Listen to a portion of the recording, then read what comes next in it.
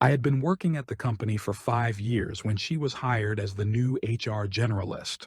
It was a small manufacturing company with fewer than 100 employees.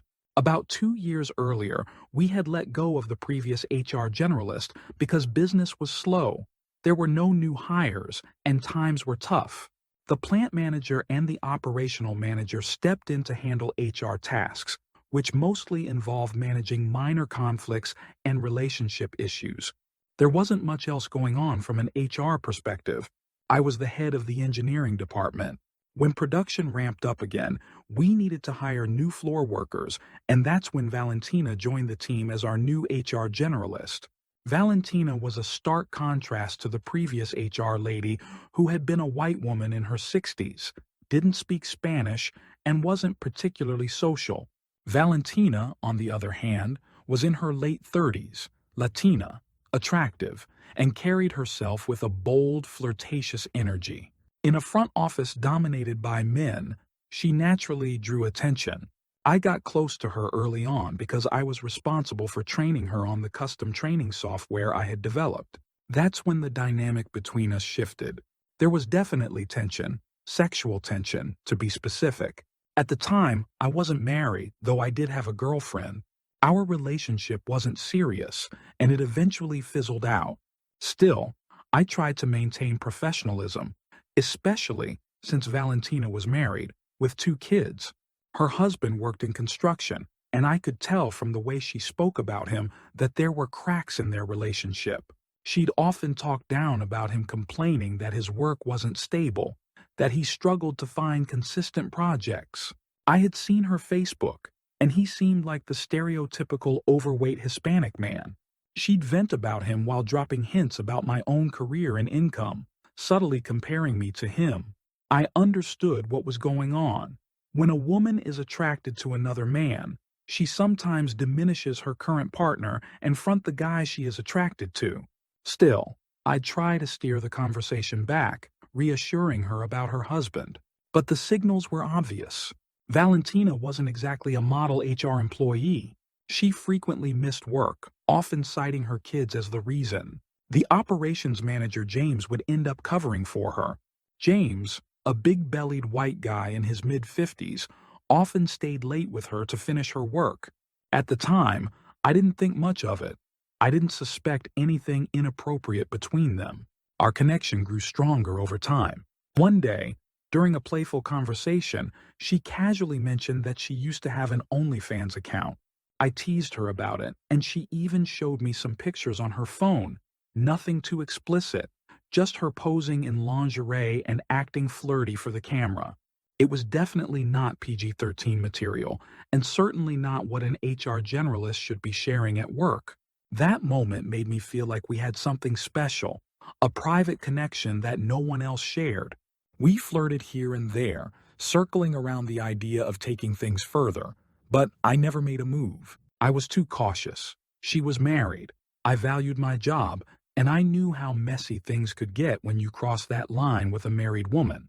Still, I felt good about myself. There was an extra reason to show up at work in the morning. She was friendly with other men around the office and the production worker, which I thought was because it was part of her job as HR to be nice to production workers, but I felt certain she wasn't sharing the same kind of attention or private conversations with anyone else. I figured if anyone had a chance with her, it was me. I was wrong. Then something unexpected happened. One afternoon, I was out on the floor talking with AJ, a production worker I'd known for a while. He was a chatterbox, always full of stories, and I helped him out on his equipment and trained him several times in the past. In passing, he mentioned that he'd seen Valentina at a local trade fair. She was there with her 2 kids, and AJ had his kids with him too. I didn't think much of it at the time, just a casual encounter, or so it seemed. But a few weeks later, rumors started swirling.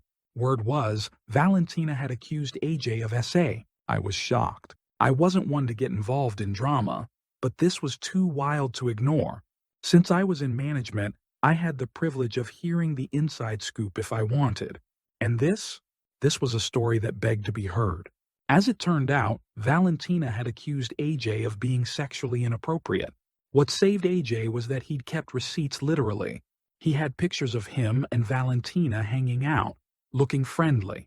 He even had some bikini shots she'd sent him, probably leftovers from her days on OnlyFans. That got me thinking, if she was sharing these pictures with AJ, who else was she sending them to? I had thought we had a unique connection, but now I wasn't so sure. Maybe I wasn't the only guy she was flirting with. Around that same time, Valentina got pregnant. And just like that, the scandal seemed to vanish. No real consequences. Our plant manager, a meek guy who avoided confrontation like the plague, probably didn't want to stir the pot. Plus, with Valentina now expecting, the whole situation got swept under the rug. After that, I dialed back the flirting. She was pregnant after all, and I wasn't trying to get involved in more mess. We kept things friendly, professional, but I stopped paying as much attention to her antics. I figured she was just playing a dangerous game, flirting with everyone. Fast forward about 7 months. Valentina went on maternity leave, and she never came back. Word around the office was that she wasn't allowed to return after her leave. I still had her on Facebook, and she'd occasionally post pictures of her new baby. After she was gone, during one of my conversations with a manager who was close to the plant manager, he told me that Valentina was known as the plant bicycle, implying that she'd been with a lot of guys at the plant.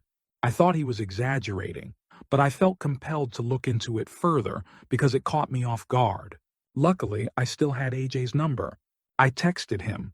He had already left the company, and eventually called him to see if he'd give me his version of what happened 7 or 8 months ago. It didn't take much to get AJ talking. He told me that after he ran into Valentina at the trade fair, they stayed in touch, and he even invited her to another public event. The town we live in always has some family event or another, so they met up again, hung out, made out, and took some selfies together. AJ mentioned that, before all this, she had sent him a bunch of pictures from her glory days as an OnlyFans creator. Apparently, he kept pushing for her to have sex with him, and I guess AJ might have been pressuring her so much that she felt the need to try to get him fired for SA. AJ didn't say if they ever went all the way, but knowing how much he talks, I figured he would have told me if they had. Life moved on.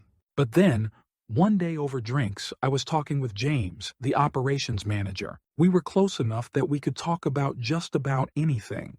The conversation drifted to Valentina, and James, a big-bellied white guy in his 50s, casually mentioned how he used to hook up with her after hours, in her office, wherever they could. He even said she sent him pictures.